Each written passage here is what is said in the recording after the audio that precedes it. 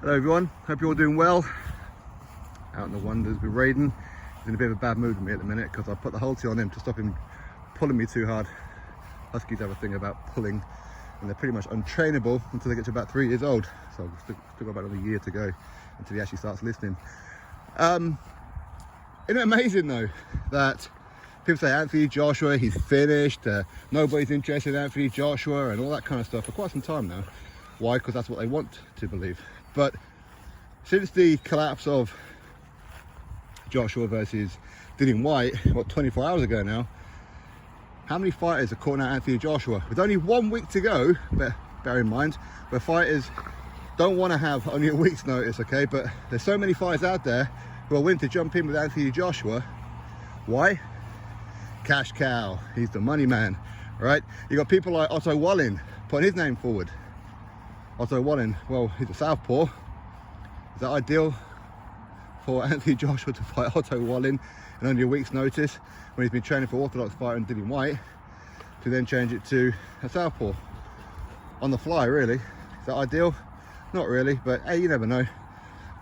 Michael Hunter, a guy who hasn't had a fight in over 18 months, is suddenly going to be ready within a week to fight Anthony Joshua. Amazing that, isn't it? Absolutely amazing.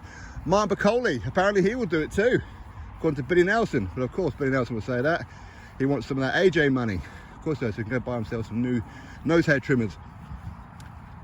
But again, if he really wanted a fight in the future with Anthony Joshua, then why did he sign with Sky Sports and Boxer? Oh, because Matchroom didn't want you. You've got Makhmudov as well, not him himself, but his team putting Makhmudov's name forward. Again, with only a week's notice, it's a bit dangerous for only a week to go. Very dangerous. We know that Makhmudov is a real powerhouse. You need a proper camp to prepare for that guy. Andy Ruiz Jr, of course, he's mentioned that he'd like that trilogy. Amazing though, isn't it?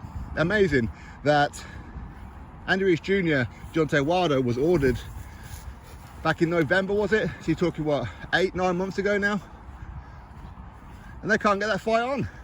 But yeah, Andy Ruiz Jr can negotiate with Anthony Joshua and get it done immediately. Amazing, amazing.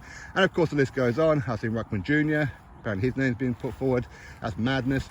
You know, this guy's lost his last 2 fights against pretty much, I don't want to say nobodies, but pretty much one of them he got knocked out, which was against Tommy Morrison's son. Some of you will remember the late great Tommy Morrison. So no, I don't really, listen, for me, Eddie Hearn will be thinking about the money. Oh, I want my cut, I want my money, I want this, I want that. Like he did with the Andy Ruiz Jr fight the first time around, when what he should have done was cancelled the event, but he didn't want to do it. Is he going to do the same mistake again? Maybe. But if he is going to fight someone, as I said yesterday, it should be someone like Emmanuel Charr or Trevor Bryan. With 1 week's notice, AJ can just get off the sofa and beat them without even training, okay? So maybe, but all these fighters who are calling out AJ, okay, so why don't AJ put out a generic feel out to all of them? Okay, I'll pay you 75 grand, maybe 100 grand to fight me then. But no, you see, they won't accept that because what they want is life-changing money. They want more money to fight Anthony Joshua than they want anybody else. Well, you see, if you offer them 100 grand to go fight somebody else, they'll probably take it, right? Be it Anthony Joshua, no. You see, they're talking, in their mind, generational wealth. They're gonna buy a couple of homes, is what they're all gonna do. So Anthony Joshua is still the cash cow of the heavyweight division, no doubt. No doubt. Because no fighter will take any fight on a week's notice. Or very few should anyway, very few do. But they will with Anthony Joshua.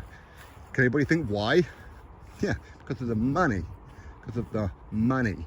That's all it's about. Money makes the world go around. So it's going to be interesting to see what Anthony Joshua does. If I'm him, I'm fighting nobody. Let the show go, continue, but I'm fighting nobody. Again, according to David Hay, he said that Derek Chisora told him that Dillian Whyte was going to fail a PED test and he was going to fight Anthony Joshua. He told David Hay a week ago. I think David Hay is either smoking something good or he's bullshitting. But hey, you never know. Maybe we're going to see AJ versus Chisora. Anthony Joshua can get his wages plus a cut of Derek Chisora's wage for being his manager as well. Why not? Good business move. Anyway, we'll have to wait and see what happens, yeah? Drop your thoughts below, click thumbs up, subscribe. Catch you next video.